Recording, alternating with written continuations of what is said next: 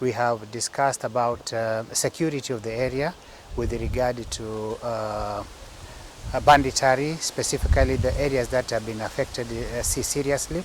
We have also discussed about drug use, substance and illicit brews, and the efforts that we are doing. I'm also accompanied by quite a number of head of departments. We have the registrations of persons, civil registration, and of course IEBC. We have also discussed about the registration of SHA, among other things, so that we can have our people registered to get their IDs, to get their voters card, and all those things that are required of us. As a team of Ngao, we have agreed that we'll be moving together, moving forward, so that we can register as many people as possible, so that we make sure that quite a number of people who do not have their IDs are mopped up, they are engaged, they are sensitized, so that they can get their IDs and voters card.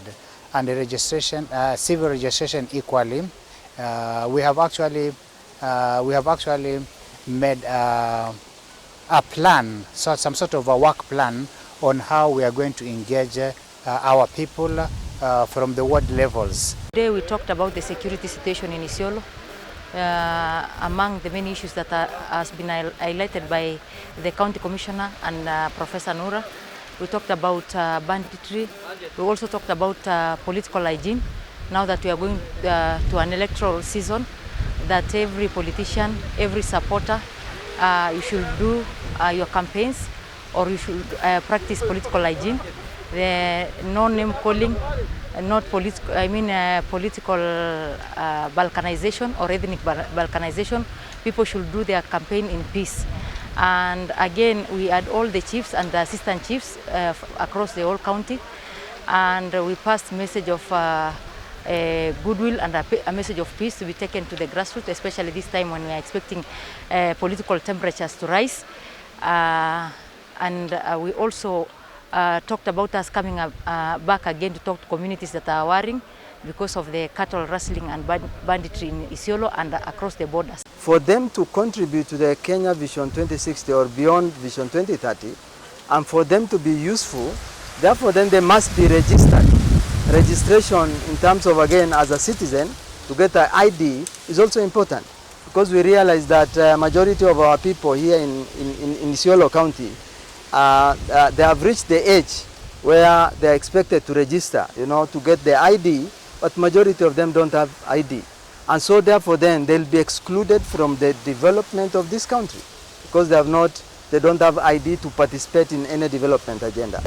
And then number three, as part of also them exercising their right, we agree that we should also register them as voters, because you may have an ID, then you may not be able to exercise your voting right because you don't have a voter card.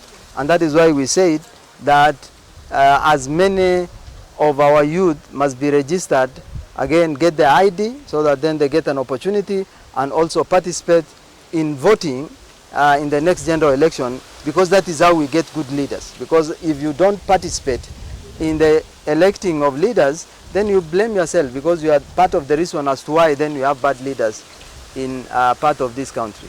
And that is why we said that people must be, registered as voters, as well as also ID card. And that is why we had this meeting.